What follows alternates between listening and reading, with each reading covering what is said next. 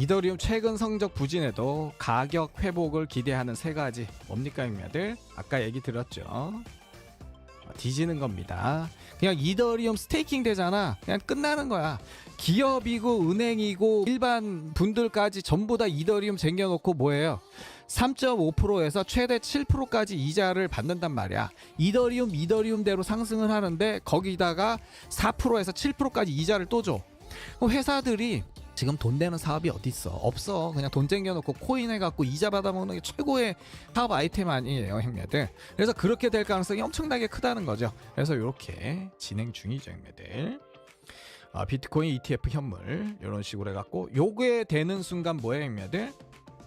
통과되는 순간 이더리움이 떡상하면서 알트코인들이 엄청나게 상승하는. 전에는 원래 이게 SEC에서 굉장히 막았어요. 스테이블 코인, 달러 같은 코인을 갖다가 은행에다 넣어놓으면 4%에서 5% 이자를 주니까 막 난리가 났었죠. 빗썸에서도 우리가 예금을 갖다 예치를 하면 이자를 4% 준다, 5% 준다 그래갖고 금감원에서 난리가 뒤집어졌잖아. 은행들이 다 들고 일어나갖고 아니 우리 은행에서도 지금 뭐 1%에서 3% 지금 줄까 말까 하는데 코인 업체에서 이자를 갖다가 4%씩 저렇게 땡겨버리면 우리 보러 다 죽으라는 거냐 해갖고 금감원이 코인 거래소 니들 다 들어와봐 해갖고 업비트하고 싹 다 불려 들어가갖고 3%로 내리는 요런 게 있었는데 미국 같은 경우도 마찬가지예요, 형님들.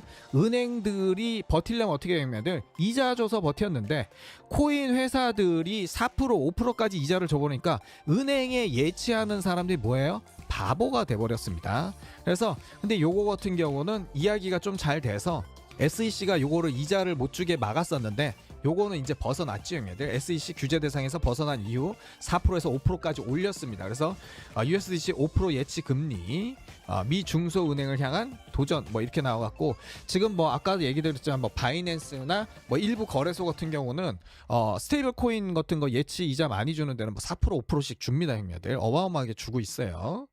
그렇기 때문에 국내 거래소 하던간 쓸 이유가 없죠, 형님들. 프랭클린 템플턴 비트코인하고 이더리움 합친 ETF가 또 나오고 밈코인은 밈코인대로 또 합친 ETF 나오고 이렇게 바뀔 거라고 하는데 지금 이게 다 나오고 있죠, 형님들. 미 주식의 S&P 500 지수처럼 코인들도 압축돼 갖고 일부 특정 코인만 상승하는 그런 시대가 온다. 왔죠, 형님들. 지금이 그런 시대입니다. 비트코인, 이더리움 투자를 동시에 SEC 처음으로 복합 투자를 승인을 했습니다, 형님들. 그래서 여기 보시면 미국의 공공정책연구소 여기에서도 지금 살벌하게 푸시를 하고 있죠. 뭐 하고 있어요, 형님들? 마이크로소프트 쪽에다가 이사회 쪽에 비트코인 안건 해갖고 대차대 투표에 넣을지 말지 투표해라 라고 하고 그 다음에 아마존에 넘겼습니다. 아마존에 넘겼고 지금 이 부분 조금 더 이야기를 드리자면 프랭클린 템플턴하고 해시덱스 요쪽에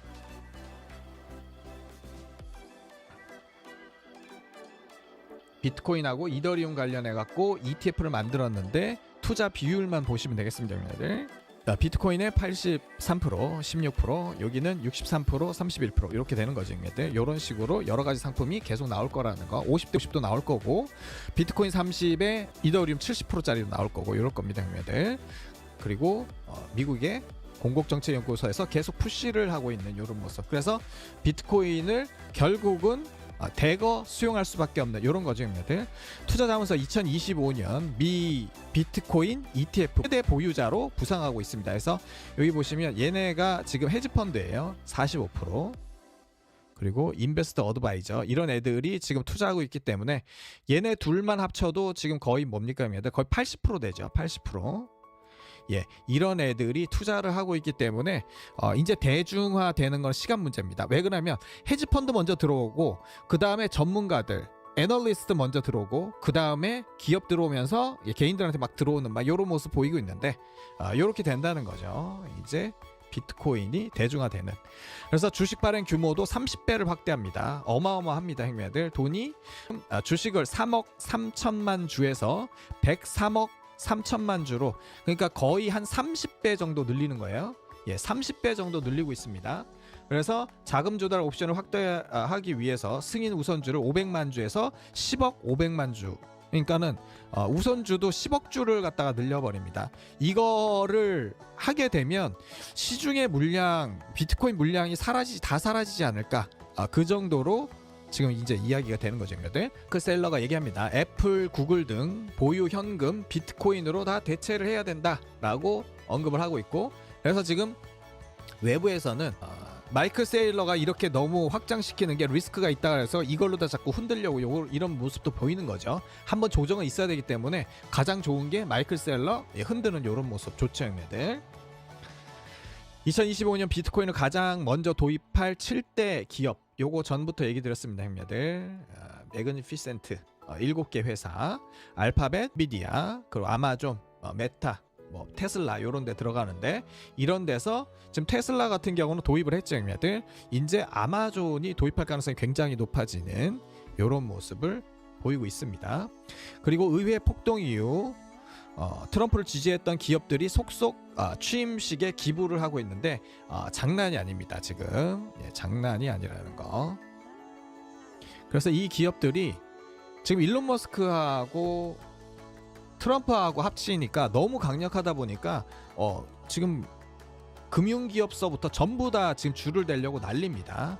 100만 달러 기부 기업이 포드, 인투이트, 토요타 뭐 이런 데도 넣고 있고, 그리고 골드만삭스, 제너럴 모터스, 뱅크 오브 아메리카, 뭐 스탠리 이런 데 있고, 그 외에 13곳 이상이 이렇게 하고 있죠. 얘네들 투자를 하고 있고, 그리고 기부 혜택에 100만에서 200만 달러 이상 기부 시 혜택, 트럼프 부부와 촛불 만찬 뭐 이런 것도 있다고 합니다. 식사 초대권 뭐 이런 거죠, 형님들. 저도 여기에 초대를 받았습니다. 여긴 근데 다 유료예요, 형님들. 그래서 저도 초대를 받았는데, 저도 초대를 받았습니다. 이렇게 좌석이 어딘지는 잘 모르겠어요. 여기가 이제 뭐 단상이 닫히면 한 뭐 요쯤 되는 것 같은데, 저도 초대를 받았습니다. 물론 유료입니다, 형님들. 저는 도리도리님 구독자 박준영이라고 합니다. 갑자기 이렇게 메일 드려서 죄송합니다. 트럼프 취임식 최대 40명까지 가질 수 있게 되었는데, 물론 무료는 아니고 유료로 진행됩니다 라고 기사 참고하시고, 입장료는 14억 원, 입장료가 14억 원. 제가 13억 5천까지만 해도 어떻게 해보려고 그랬는데 14억 원은 조금 아닌 것 같아. 조금 부담스러운 면이 있지 않아 있죠, 형님들. 그래서 뭐 비행기표 뭐 이쪽 저쪽 해갖고 또 통역 하나 데리고 가야 되잖아. 전자담배라도 데리고 가고 뭐 숙소 얻어주고 하려면은 그 금방 15억 원 되거든. 그래서 한 13억 5천까지만 해도 고려해 볼만 했는데, 그냥 다음 미 대선으로 넘기도록 했습니다, 형님들. 그렇게 됐다는 거. 갔다 와서 컨텐츠 찍어도 각은 나오는데 조금 부담스러운 면이 있었죠, 형님들. 그런 부분이 있었다는 거. 진짜인 줄 아니고 진짜예요, 형님들. 농담 아니고. 그러니까 저기 가는 거 간단하게 하면 비트코인으로 따지면 10개 그냥 이게 갖다 쓰고 오는 건데, 그거는 아니죠, 형님들. 비트코인이 지금 얼마 갈 줄 알고. 그건 아니죠. 그래서 가지는 않았습니다. 그래서 지금 비트코인 이렇게 대량으로 매수가 들어오는 이런 모습 보고 있습니다. 이제 국가가 들어오는 모습 보고 있는 거죠, 형님들. 허트가 1억 달러 비트코인 추매하고, 마라 홀딩스 2조 원어치 비트코인 매입, 그리고 캐나다 상장 기업에서도 비트 사고, 일본에서도 메타플래닛 일본 정부 대신 사고 있다고 그랬죠, 형님들. 그리고 분리과세 50% 세금 매겼다가 지금 한 20%로 줄인다는 그런 이야기 있고, 메타플래닛 계속 사고 있죠. 일본 정부 대신 사고 있는 겁니다. 이런 걸 아셔야 된다는 거. 그리고 AI 에이전트, 아까 이야기 드렸죠, 형님들. 이제는 AI 에이전트 시대가 옵니다. 이것 때문에 코인 가격, 비트코인 가격이 엄청나게 오를 수 있다는 그 이야기를 드려요. 그리고 프랑스 금융 대기업에서도 비트코인 투자 서비스 도입한다는 이런 이야기.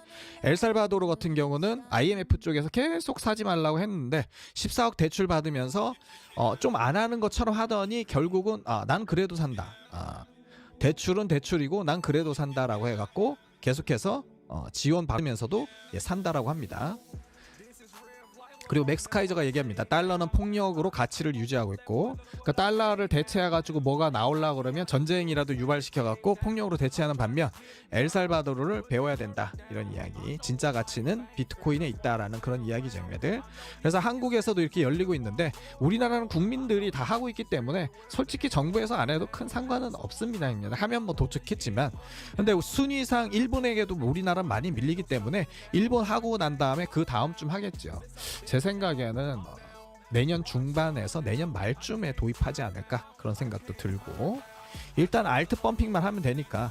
왜 그러냐면은 이게 기관이 들어와 버리면 가격이 싸던 높던 계속 매집을 할 수밖에 없거든요. 그리고 어차피 법인으로다가 뭐 50% 세금 내나 별 차이 없기 때문에, 회사 자금은 일단 매입을 하게 되면 계속 홀딩할 가능성이 있기 때문에 솔직히 금융 세력 입장에서는 두려운 부분이 있죠, 형님들. 그렇게 있다는 거. 그리고 초대박 소식, 2024년도 걱정할 거 없다. 만약에 비트코인이 빠지면 중동에서 자금이 들어올 거다라고 얘기 드렸는데, 중동에서 자금이 들어왔다는 이야기가 있습니다. 그래서 아랍에미리트 쪽에서 지금 짜오장펑이 이야기하는데 41만 개를 보유하고 있다고 합니다, 아랍에미리트 쪽에서. 그래서 이제 글로벌적으로 보면 비트코인은 지금 미국에서 미친 듯이 매입하고 있고, 일본 지금 방금 매집 시작했고, 러시아는 무역 자금에서 쓴다고 하고 굉장히 좋다고 푸틴도 언급했죠. 중국은 드러내지 않고 뒤에서는 계속 채굴도 하고 있고 매집도 하는 걸로 보입니다.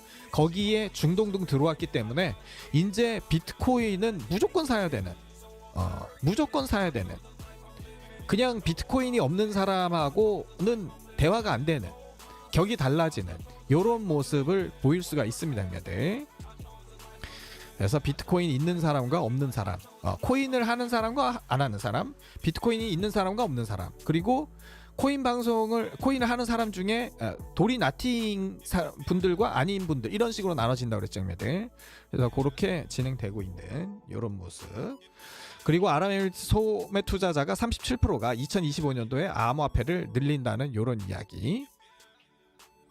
어차피 중동 자금이 비트코인 시장에 진입하게 된다고 2024년 얘기했는데, 얘네는 거의 지금 매집 끝난 것 같습니다. 아랍에미리트 41만 2천 개, 어마어마합니다. 그래서 미국, 러시아, 중국, 뭐 일본, 뭐 다 넣어도 지금 전부 다 코인을 매집하고 있는. 비트는 이제 못 사죠, 형님들. 이제 못 살 겁니다. 점점점 사기 힘들어지는. 왜 그러면 그 전에도 이게 얘기 드렸지만, 우리나라가 지금 해서 뭐 아파트 전부 다 부동산이잖아. 부동산 해서 10억에서 20억을 가지고 있다고 쳤었을 때 전재산이죠. 부채 포함해서. 근데 여기서 비트가 지금 1억 5천 치면 이거를 두 개를 못 산단 말이야. 뭐 대출을 내 갖고 이 3억 원을 빼지를 못합니다. 여기 3억을 빼지를 못해요, 형님들. 그래서 형님들 누나들처럼 코인을 이 사람들이 살 수가 없어. 불안해서 부동산 지금 이게 처분을 못한단 말이야. 아셨죠? 지금 팔리지도 않고.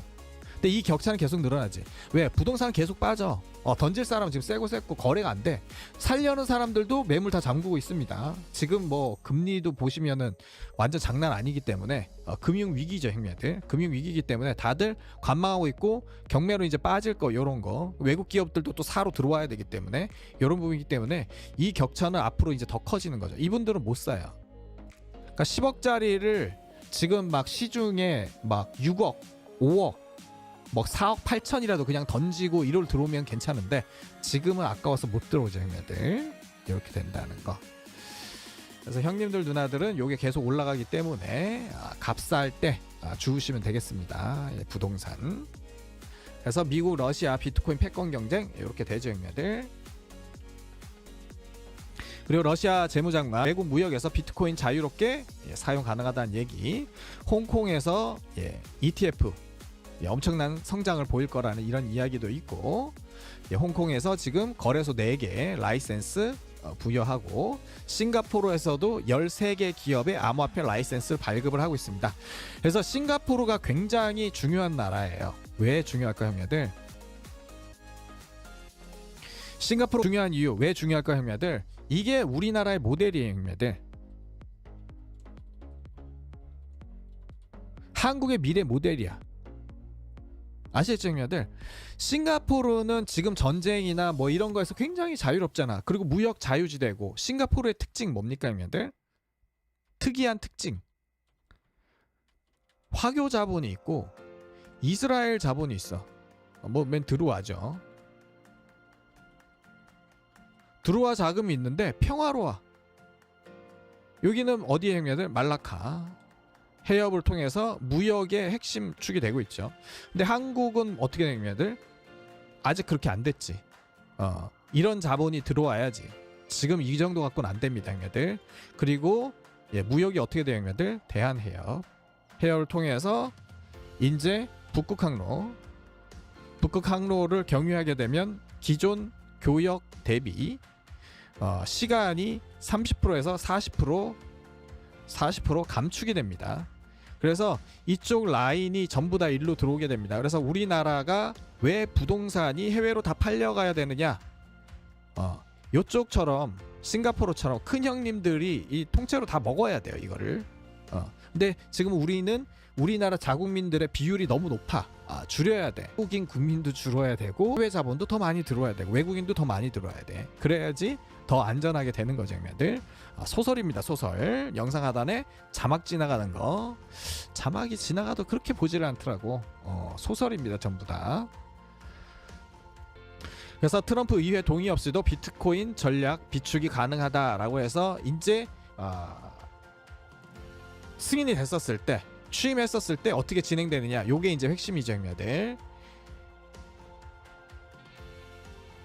20만 개 국유화 시키는 거. 그래서 캐시우드가 얘기합니다. 2030년도까지 100만 달러 돌파가 가능하다. 미국은 기업과 금융기관들 전력을 다해 비트코인 매집을 하고 있고, 일본 정부는 메타 플라닛을 통해 비트를 매집하고 있습니다. 중국은 대외적으로 비트코인에 소극적으로 보이지만 뒤에서 계속해서 비트코인을 매집하고 있고, 러시아에는 국가 차원에서 매집 진행 중입니다. 중동 국가인 사우디, 이란, 아랍에미리트, 바레인, 카타르 등에서도 비트를 매집하고 있습니다.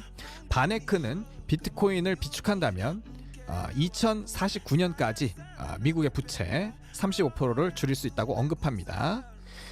그렇게 되면 얼마라고, 형님들? 약 614억 원 정도, 그렇게 됩니다.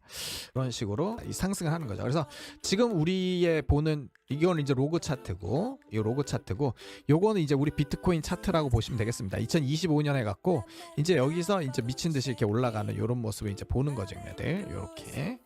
이렇게 올라가는 걸 갖다 보실 겁니다. 그래서 제가 형님들 누나들께 드리고 싶은 이야기는 명문가의 시작 1비트 이렇게 정리하도록 하겠습니다. 명문가란 자고로 돈이 있어야 됩니다. 심성이나 뭐 그 집안의 가풍 뭐 이런 것도 있겠지만, 명문가가 되려면 돈도 같이 있고 선행을 많이 베풀고 이러면 명문가죠, 형님들. 그래서 형님들은 1비트 갖고 계시기 때문에 명문가가 될 수 있다, 이런 이야기를 드리는 거죠, 형님들. 명문가의 시작 1비트 이렇게 정리하도록 하겠습니다.